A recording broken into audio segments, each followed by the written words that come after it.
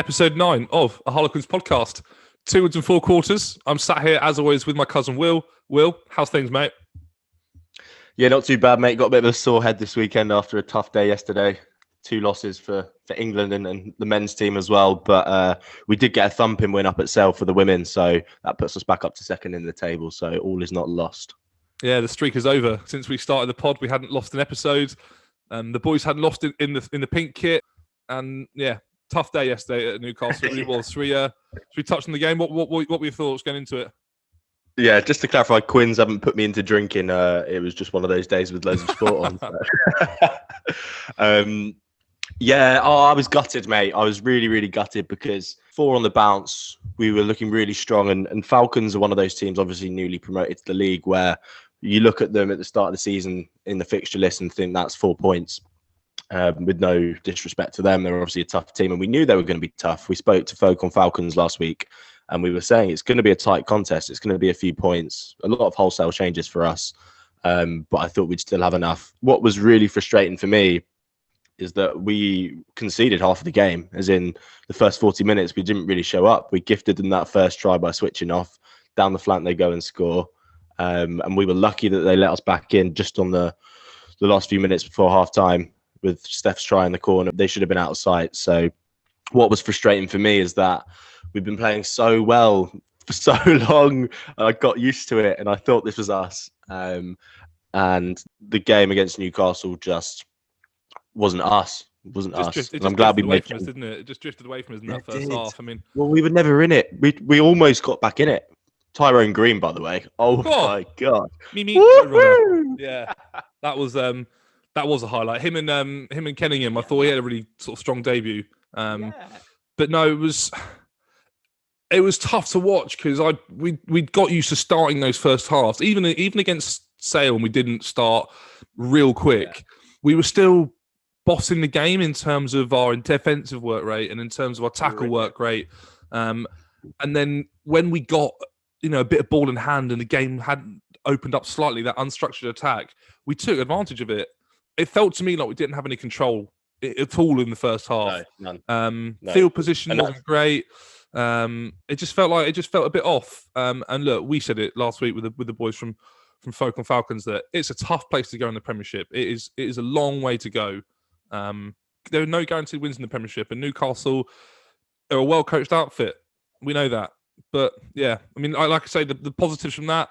Jack Kenningham's debut, I thought he was unbelievable. Tyrone Green, where's he come from? Where have we been hiding him? I think I said it to you during the day. It was a little bit like with Esterhazen. He signed in October time maybe, and then we had a bit of a break, and we had a long Christmas, and we have a spell in the middle where we haven't got any European games. It felt like we haven't really seen him. I know he's not got a start for the club. I was really excited to see him because I know that we're going to rest players, and then out of nowhere, what a performance! And his defensive work was amazing as well. Yeah, for sure. I'm going to be quite negative about the first half because I just don't think we were there. We just weren't at the office, except for him. His defense was top drawer, wasn't it? He's one of those players that just looks up for it all the time, no matter what facet of the game it is. In defense, he was aggressive, tackled hard. In attack, he ran hard. And his agility is just ridiculous. The way he stepped at the speed he was running and kept his balance and then kicked on again to get in the corner for that second try, that's freakish. That is freakish. Yeah. So I think you're right in the fact that he's been at the club a little while. Speed, wasn't it? Pace and power at speed. That is a hell of a skill. You can't teach that. No. You can't teach that. But as you say, he was similar to Andre in the fact that we signed him and then he went quiet. I don't know if he had a knock or anything. We saw him have cameo appearances where he didn't really get much of a chance, but he offloaded nicely to James Lang to score a try a few weeks back. I hope he gets a better run of games now. We're blessed in the wing department after thinking we were fairly light in the back three. Aaron Morris has been solid ever since he's re-signed. He's been in good form, perhaps with the exception of yesterday, but you're allowed a bad day at the office. The competition there is great. I mean, you look at Lewis Liner breaking through, and I feel like that's his shirt to lose now. I think Nathan Earl's got to win that back. Texted in the day, didn't I? I said it's tough for the likes of Nathan Earl to get back in the side now. I mean, we both really rate Caden Murley and. Oh, massively, yeah. I think Caden's our starting left wing for me. It's tough, yeah, but that's tough shirts to wing now with Liner and Green in there. And I've got a bone to pick. I have got a bone to pick. We spoke about this in the week. Jack Grealish last week, fancy football, Oh yeah. the leak. And then this week, I assumed that Brownie was going to play, or at least be in the squad, and then do his media thing, whatever it was, after, on the way back, or in some capacity. I don't know whether it was a scheduled rest week for him. I know we had a lot of rotation through the squad, but even the likes of Don Brandt and Kerr were on the bench, and Brownie was nowhere to be seen. And to me, that's a real alarm bell about the potential for that he's going to go to Newcastle. If we weren't playing Newcastle and the same thing happened, I'd be less concerned about it. Yeah, no, you're the right. fact it was Newcastle, I saw the team come out and my heart sank a little bit. What were your thoughts? I thought that's really poor. I don't know who's responsible or who's accountable for that. And obviously, I think it was Rugby Bash who tweeted it, which was obviously the leak. And for those that don't know the Jack Grealish reference, last week he wasn't playing for Aston Villa, but fans found out 2 days before that he was injured because a couple of the Aston Villa players in their fantasy football teams had taken him out, and a few eagle-eyed fans had noticed this and assumed he's injured, and then lo and behold, he was. So that was the leak there. The leak this week was that Rugby Bash tweeted that Mike Brown was going to be doing a watch-along for the England-Wales game 2 days ago before our team was announced. And then, lo and behold, he's not in our team. I think it is a bad sign because it is Newcastle. If it was anyone else, I would have thought, rest week. He's been playing a lot recently. But the fact that you've rested him for this game in particular, and it's come out in this fashion with the leak, it stinks. Yeah, I won't lie. My heart sank when I saw it. I was like, oh, no. Yeah, and it's poor that things like that get leaked. I mean, it's only a handful of fans that see it, but yeah, of course. Once that gets out, people will speculate, which is exactly what we're doing. Yeah, but yeah, I don't want to dwell on that for too long because it is just speculation, and I'm sure there are other reasons to it which perhaps we don't know. Maybe he had a knock. Yeah, I hope so.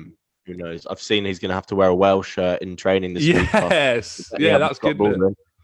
Yeah. And that I can't get my head around that. I can't get my head around it because I can picture Scott Baldwin training in an England shirt and it's a bit banter, fine, whatever. But I cannot picture Mike Brown training in a Wales shirt for the life of me. I've got a feeling he's going to bail on this bet. I don't know how he's going to get out of it, but I just can't see it happening. Maybe it's going to be like a training shirt that's not strictly bright red or something. But no, I'm looking forward to seeing how that pans out. I hope there's a bit of stick on social media.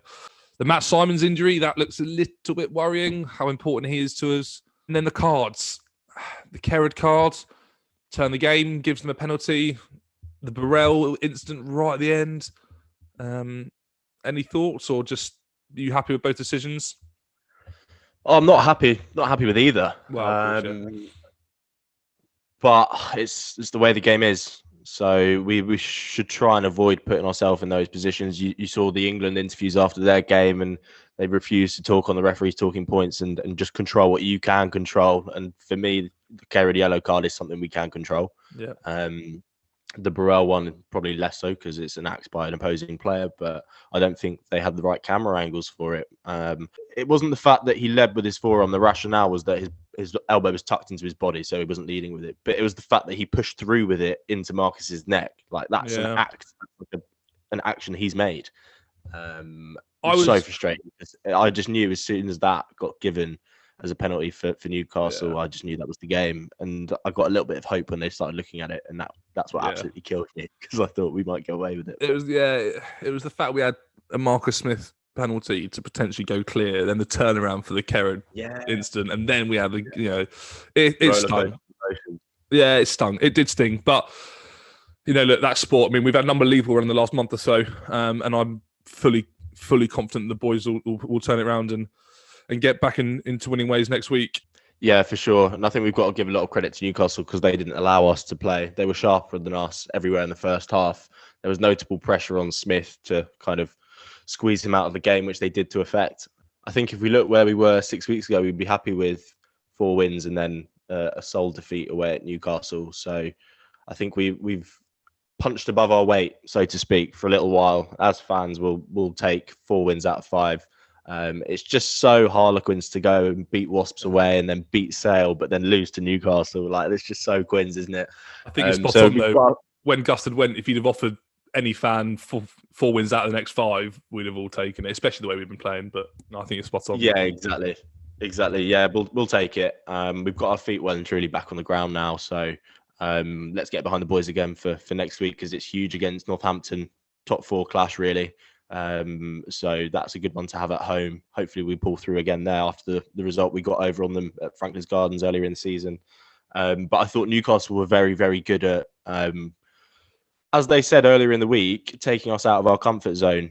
They were so disruptive. They didn't let us have any control, any continuity, as you say. And without that, we were sort of a bit short of ideas. Really strong bench. They came on and made a big difference. We looked like we were back in the game. We were back in the game. We were just a bit unfortunate towards the end where it just got away from us because we had too much to do and not enough time. But the fact that after that first half performance, we were still 3 points away from getting something was, I guess, something to take away. We fought back. Mainly down to a bit of Tyrone Green brilliance. Yeah, he's just, I can't wait to see him play again. Yeah, I can't wait to see him play at the Stoop. And yeah, I hope he gets a start next week. Big new challenger against Northampton down at the Stoop. I think we'll leave the men's game there, mate, because it's tough to talk about a loss as always, but we'll say it how we see it. Couple of quick bits of admin during the week. I did some pretty good business during the week on Facebook Marketplace and other outlet stores and found some Quins jerseys. Luckily, I'm a big lad, so I get a lot of the XL, double XL stuff that no one else wants. But yeah, and we put a sort of post out. Who's got the best Quins stash collection? And we got some unbelievable responses. Some of the history and some of the jerseys was unbelievable. What did you make of them? One of the best things about Harlequins actually is that our kits have always been pretty loud. Oh, we've always had the best kit. Since I've been a fan, kit. There's no discussion that we've had the best kit in the league. I think that is that's flatline across the board. That's undisputable. Yeah. For sure, yeah. And actually my favourite one, which I'm desperate to get my hands on, but I can't find it anywhere. It's that pink and white and blue big game shirt. I can't remember what year it was, but I remember Nick Easter wearing it, and my dad's actually got one as well. And being a size sort of medium large, the most common ones, there don't seem to be any knocking around. So unlike yourself getting the XLs, I can't seem to find one of them. But there were some great submissions. My favourite one was the armchair tapered out of various different Quinn shirts through the years. That's definitely going on my bucket list for my future man cave, is getting a chair like that. That was sick, wasn't it? I think I texted you and said I've not got enough shirts yet to be able to do a chair. And I also don't live in a property sustainable enough to actually sort of comfortably have my own spot and a man cave. But no, that was cool. I mean, I really loved them, and I think that big game shirt, that old classic pink number, was unbelievable. What a piece of history. I did get one of the big game shirts actually. It was last year's one, the sort of nice charcoaly grey number. I love a bit of stash. That chat really got me going during the week. And then the second thing we should probably talk about is last week, because we had a chat with the Quinn Supporters Association. We had a Zoom call. They were after just a bit of chat about us. And I don't know if there are any Quinn Supporters Association members listening. I hope there are. We had a little sort of feature done on us during the week. New podcast, Kids on the Block, I think was the headline. And yeah, that was really cool to chat. Do you want to give our listeners a general sort of tone and what they can expect in that mailer? Yeah, that was a bit exciting for us, wasn't it? Quite nice to be recognised by such big fans of the club. So shout out to Phil from Quinn Supporters Association for featuring us in his mailer. We really appreciate that. Just touched on why we started, who we are, why we've got an interest in Quins and a bit of background there. But then also touched on some of our previous episodes as well and what we've discussed, and a little preview as to what's to come over the next few weeks as well. And if you have read the mailer, you'll see that one of our upcoming episodes is talking to Jess Breach and Izzy Mayhew. So they had a good result yesterday against Sale. Jess in particular managed to bag a hat trick. What did you make of that one, mate? Yeah, it was great. I mean, we're so lucky that they get the streams provided. I mean, we get to watch them. I've got a very, very small friendship with Izzy, watching her dominate games at St Mary's, and she got her first start of the season yesterday. And everyone knows about Jess's proven quality and her unbelievable appetite for try scoring at international level. But it was different from the Wasps game, wasn't it, last week? I mean, that was a whole game of real attritional rugby and massive ice in the veins from Langy Tweemer in the last minute to slot the conversion, slot the penalty, and win the game. And then I listened to a couple of post-match interviews yesterday, and Gerard Mullen, their coach, I think said it spot on. They earned the right to play yesterday. They were defensively so strong, and I think the scoreboard would reflect a much more one-sided game, but it definitely wasn't like that. They earned the right to play through their work rate and defence, and I think in the first 25 minutes or so, they were defending a lot in their own 22 and a lot of ball close to the line. And you look at the final scoreboard, and it doesn't probably reflect the nature of it, but absolutely. And we're really lucky to have Jess on and Izzy on, and we got the timing pretty spot on. I mean, Izzy's first start of the season, and Jess, with the hat trick. I mean, her try scoring record at international rugby is, more than proven. But yeah, lucky to have them on in a pretty cool bit of timing. Yeah, very excited for that. Can't wait to get stuck into that one shortly. I think you nailed it there. We earned the right to play. The opening sort of exchanges, that 5-10 minute period at the start of the game, they were hammering our line. There were some monstrous hits going in, just pegging them back. But there was so much sustained pressure from Sale, and we managed to keep them out. So we definitely earned the right to play in that aspect. There was some great defence. We managed to win the penalty, get up their end of the pitch, and then win another penalty. I'm surprised we didn't kick that and start the game off by getting points on the board, but went to the corner instead. Didn't convert on that occasion, but hindsight will tell us that it wasn't much of a problem in the end, given the scoreline. So we definitely really earned the right.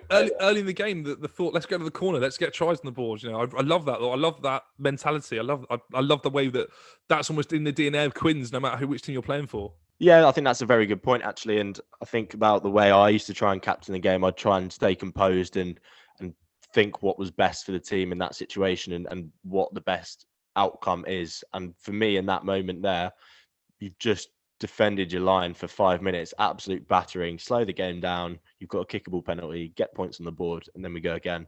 But as you say, that just shows the Quins' mentality of always wanting to chuck the pill around and play a bit of rugby. So it proved to be a good call in the end, going for the attacking style of captaincy. So really, really lucky to have Izzy and Jess. Welcome to the podcast. How was yesterday? Tough trip up at Sale. How'd you get on? Yeah, no, it was tough. Obviously, like Sale, new in the league this year, and we have never made that journey up before. But yeah, it was a tough game. I mean, the weather was real nice. It was actually nice to play in some sunshine, no wet balls. So I think our handling was pretty good during the game. And it was just nice to get a W. Obviously, personally, nice to get on the score sheet. But yeah, no, I think it was good to get some players that haven't played that much, like Izzy, for instance, actually got a start.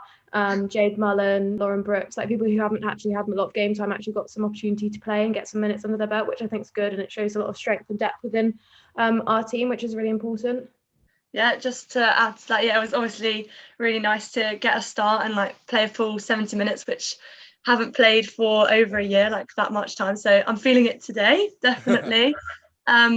But like the last few weeks have been tough. We've obviously had 2 losses and then had a close win against Wasps last week. So to go away and like put that score on a good set team was like really good for us. And we've been working really hard on our defence all week. Like we've had some tough training sessions, getting into a lot of contact, but obviously it showed yesterday and as a whole like squad performance. So it's really nice.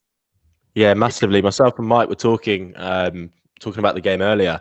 And the defence was something that stood out to me. You look at the scoreboard and you probably think you didn't have to do too much defending, but the fact they didn't get a single point for 63 minutes and that opening period for 5 to 10 minutes in the game where they were sort of hammering the line, there were some huge hits going in and then eventually winning the penalty and going back up their end of the pitch. So I think defence is definitely one of the things that stood out as a fan just watching the game as something you'd been working on in the week. I think Jock always says our defence coach, like defence wins like games, defence wins championships, and it's something that we've had to improve on a lot like over seasons. And I think they were a big team, like physical, like they had some big players, and actually to have a really good defensive game as a whole squad, I think is really important, and we can take confidence going into the next game. Yeah, absolutely. I mean, we obviously knew about a week or so ago we were lucky enough to get you on, and we timed it unbelievably. Obviously, with Izzy getting a first start and you running in a hat trick, which was class. And I was just going to sort of touch on a few sort of background bits. Obviously, Izzy and I had a sort of very brief friendship at uni last year, which got cut short by COVID, which was a shame. But I watched you play down at the glorious St Mary's campus, running in tries, in a different environment. What's it like now? Obviously, rubbing shoulders with some of the best players in the country. How's the balance? I mean, obviously it's difficult not having, uni sport on Wednesdays and, everything that goes with that. How are you finding that? I mean, it's a challenge, but so I've been at the club, it's like my 4th season now. So I've been there since I was 17. So I left my under 18s club to go and play for the development side. And then was lucky enough to get a few Prem starts in that first season. And obviously coming to uni in 2018, I think that I really wanted to get involved with obviously the uni rugby experience. And And I think like it's been so beneficial for me personally.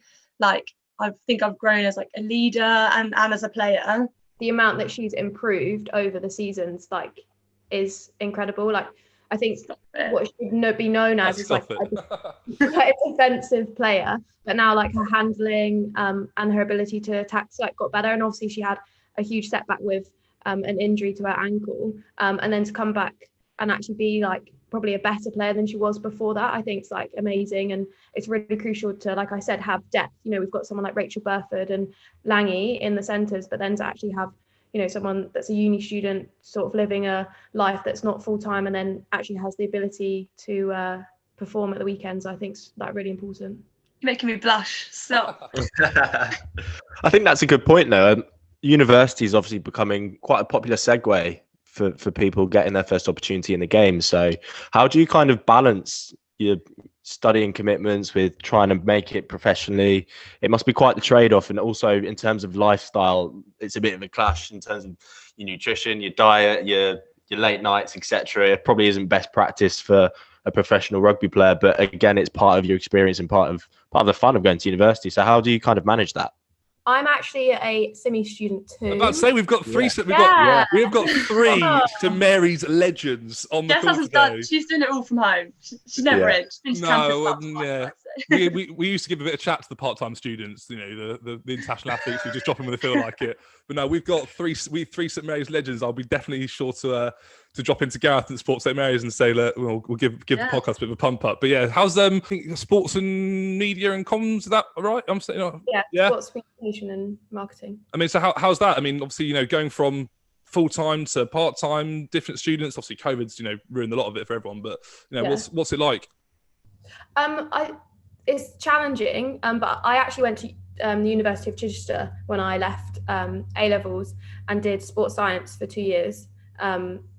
And then obviously went into the 7th programme, so I had to sort of take a sabbatical and then actually never chose to go back, and then started at St Mary's. But I think actually COVID's probably helped me. You know, probably Izzy hates it because she can't go out, but actually it's helped. I actually was going to say, I think it has been obviously unfortunate, but I've been able to actually like knuckle down with work, not worrying about going out on a Wednesday and then training on a Thursday. So I think it's made me calm down a bit and like properly like know where I want to do, where I want to be and what I want to do. So I'd say, because I finished my 3rd year as COVID sort of started. I was sat in my room in what should have been the glory days, just, you know, smashing away dissertation. I do sports rehab, which is actually quite a practical course and currently all on Zoom. So we have like 4 or 5 hours a day of Zoom, and then we've got like pre-recorded stuff like a dissertation, assignments, as well as training and working. So like, yeah, my life's pretty full on at the moment, but it's good. It's good.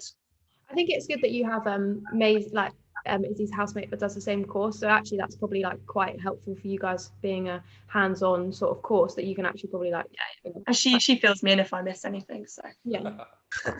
I was actually listening to your old episode on House of Rugby from a few months ago, Jess, and it was weird because obviously it's something that we spoke about on the podcast not actually that long ago about.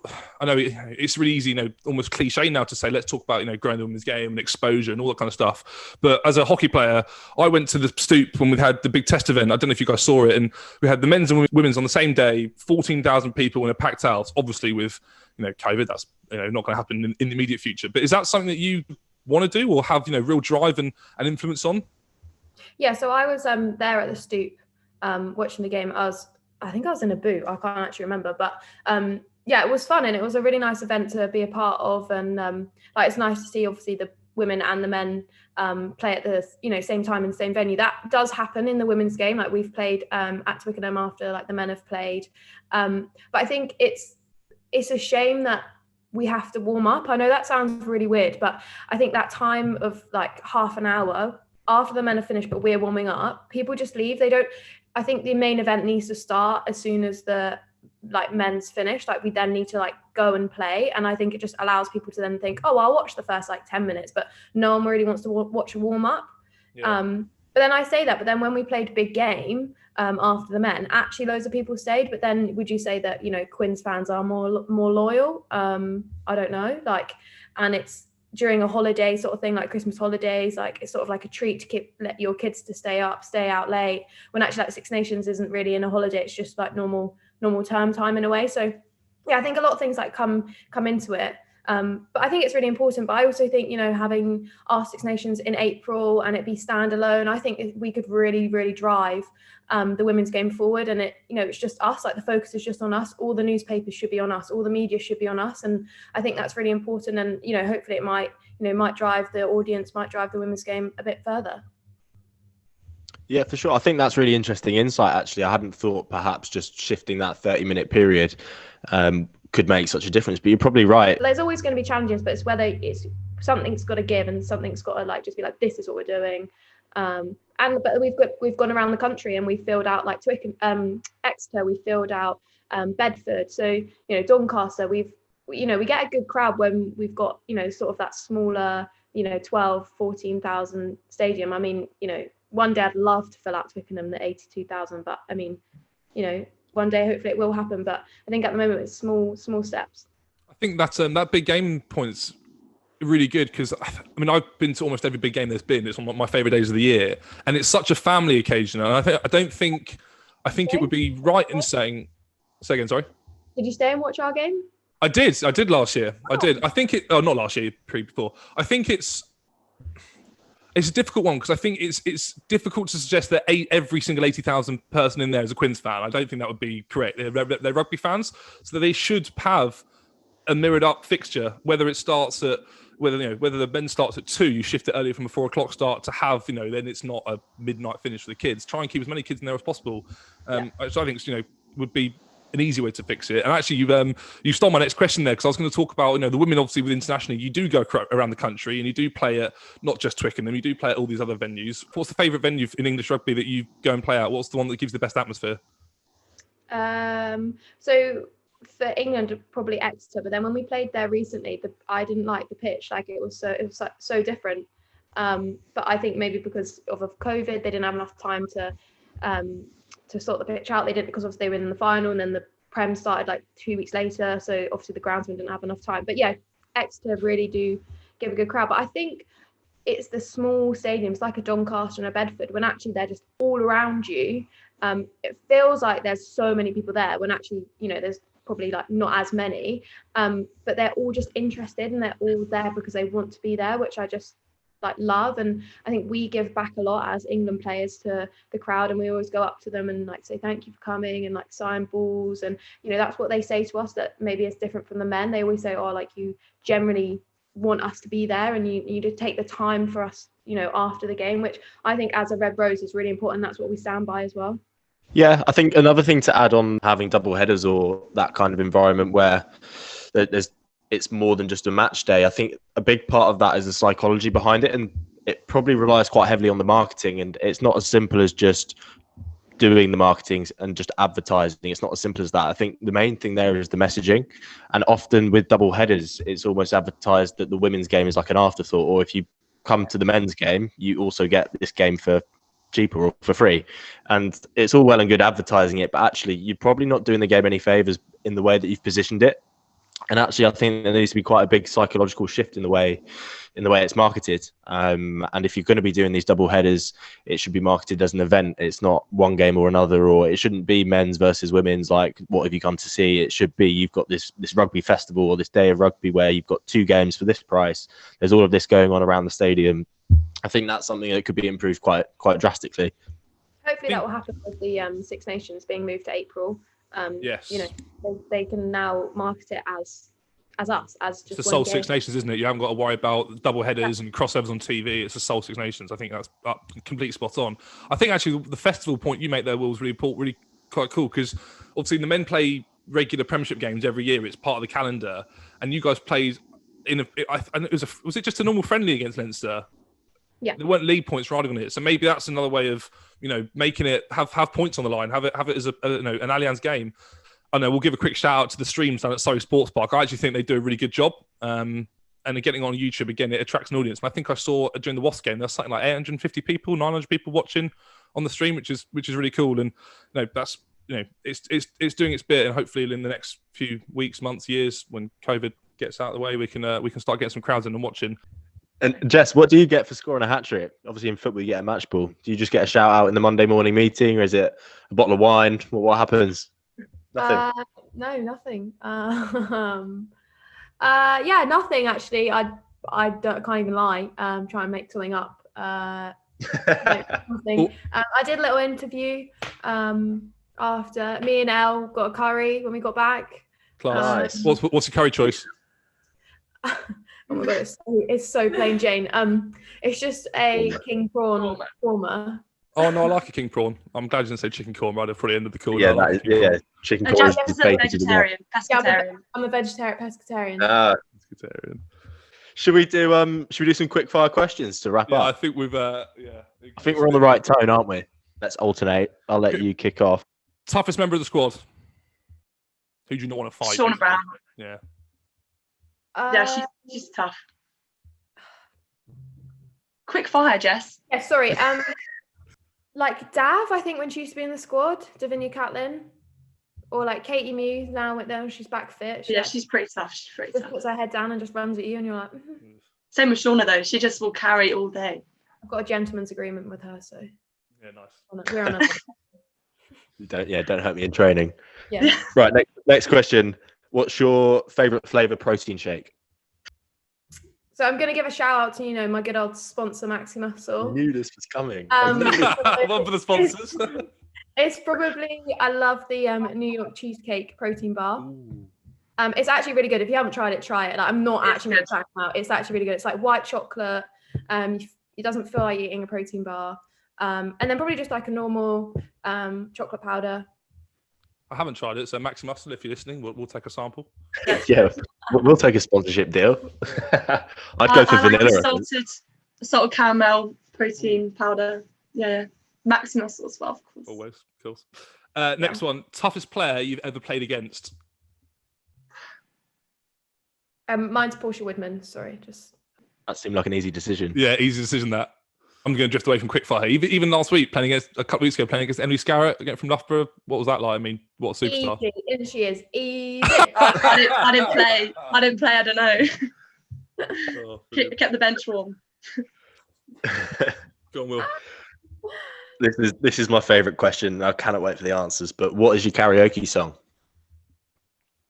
Shall I go first? Yeah. Yeah. Go for it. American Boy.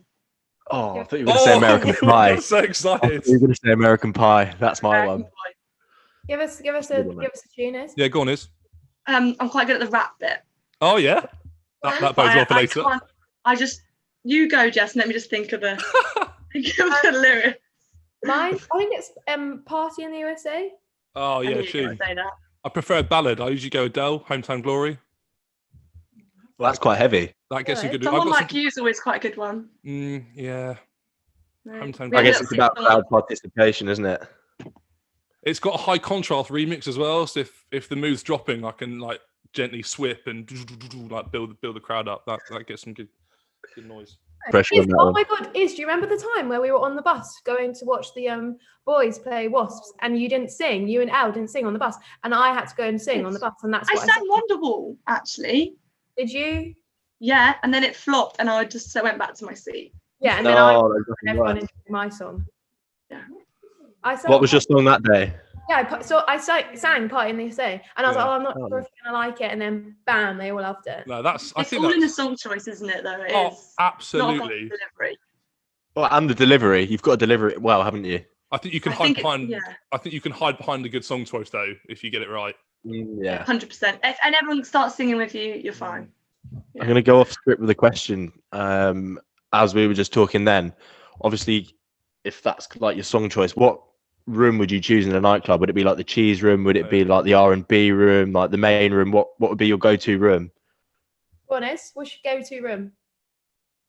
I like an R&B room. Oh, she loves it. Yeah, I hate it on a night out. I'm literally or like old school, like 2000. You do like it? No, I don't, because you're all hitting the, the songs and the dance moves, and I'm literally like, I've never heard the song in my life. And then we go to the cheese room, and I'm all over it. Yes, yeah. I'm with you 100%. I do like the cheese room. I do. when we're Izzy, this is back in the glory days of 2018, 2019. You come up the stairs at our Wednesday night spot, and everyone turns left. Wrong, rookie error, rookie mistake. Stay where you are. You go straight to the bar where you are, and that's it. You get settled. You've got some tables. You get the window out looking over Kingston. Everyone goes left. Morons, idiots. Yeah. Just never been there. Well, we'll get place that begins with a V. Sorry, Viper. Yeah. Viper, if you're listening, we'd like a sponsor. Yeah. So obviously, I think we're drifting away from professional athlete territory here, but I'm quite enjoying it. So this is probably not going to be very good for you, Jess, because maybe you're not as well versed. But Izzy, what's your favourite flavour VK? Now, there's some controversy here because we had this discussion with Will midweek, and he said blue, which I was a bit disgusted by. No, I don't. Unrivaled. I mean, I think I just drink them because they're like cheap and they're just. Oh, no, you drink it because you enjoy it. That's not the point.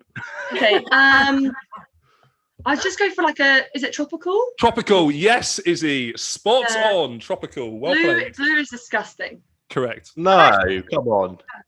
yeah. I would have it if it was given to me, but I wouldn't choose to buy it. Tropical is just so sweet. Yeah, but you get a blue tongue if you have the blue one. My go-to VK is probably the same, tropical, but thank you. not that I drink. No, of course. Of course. I'm I'm glad we're all on the side. You can tell that Will went to uni in the north and is, drinking blues, and the proper South London St Mary's legends are all drinking tropical. We're absolutely spot on. Yeah, we love the blue one up in Leeds. I would prefer just a vodka, lime, and soda, or vodka, lime, lemonade. Fresh lime. Yeah. Naturally. Crush it at the bottom, give it a little squeeze. Cool. Nice and slice. Definitely, if I'm not paying though, someone else has got to be paying for that. Goes without saying. Well, luckily, when you go to uni in Leeds, most things only cost £1, so it wasn't too bad. Yeah. Last question I've got before I hand over to Mike for his. I don't actually know what your special question is. That's quite exciting. Look forward to that. Last question I've got. I don't know how I'm going to ask it, but what's your favourite Netflix series, or what's your current series on Netflix? I need some recommendations. I'm actually really bad at watching series and movies. Everyone's like, "Have you watched this?" And I'm like, "No." But I'm currently watching Below Deck. I love that. It's so good. It's so easy to watch, and it's so good. So I actually do have a lot of spare time on my hands. I watched Bridgerton as well. Oh yeah. Yeah. Yes, that was good. I'm There's well gonna be on the another one, outside here. I've not watched any of these, and I'm well on the outside in terms of Netflix. I've just started getting through How I Met Your Mother from a while ago, but other than that, I don't really do a whole lot of Netflix. Do you have a Netflix account or not? I do have a Netflix account, which I don't pay for. I steal it from my housemate. Yeah, neither do I. Obviously.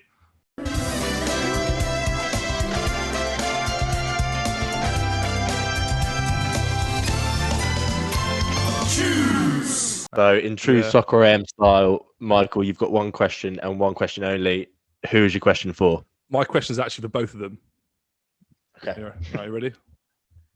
Your name's Jess. Your name's Izzy. You both just made defenders, Dizzy. Nice. Rascal. Thank you. What I want to know is, what's your favourite memory with Quins? I think for me, my first game at the Stoop was pretty special.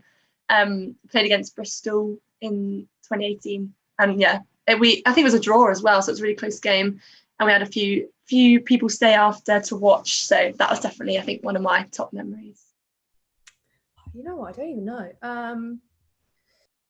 I think so. The year we played in the final at Ealing was a pretty special year for me. I'd literally probably just got back from the commies. They were like, "Oh, we want you to play." Sat on the bench and then came on and scored a try. And I think for me personally, that was a really good half. Obviously we lost, but it was a close game, and I thought I helped the team get back to nearly winning ways. And then actually probably the Leicester game as well, at big game. I wish I could say winning a final, but I can't. So this year, soon come. It's on the way. It's on the way. Well, that was all of our questions. Massive thank you to both of you. It's been so good chatting to you, and some cool answers there as well. So thank you both for joining us, and best of luck for the rest of the season. We'll be supporting from the living room until we can get back out there with you. Thanks for having us. Yeah, thanks. Mate, how sick was that? That was awesome, wasn't it? I really enjoyed that. That was class. Great that they both got their feet fully grounded, and even better that we got to speak to them off the back of a big win against Sale at the weekend. I wish them best of luck for the rest of the season, and we'll be watching closely, and hopefully we can get down to a game when COVID lets us. Yeah, fingers crossed. Absolutely. I mean, they're really lucky to be able to have their time, and they're clearly very, very close friends, and they've got some pretty good chat as well. So no, we really enjoy that. That's all we've got time for this week, but we'll plug the socials very quickly. Follow us on Twitter, Instagram, at Harlequins Pods. Get your podcast stuff wherever it is that you consume your podcasts. But yeah, that's all we've got time for. So Will, I'll talk to you soon, mate. Cheers, mate. Take it easy. Cheers, everyone.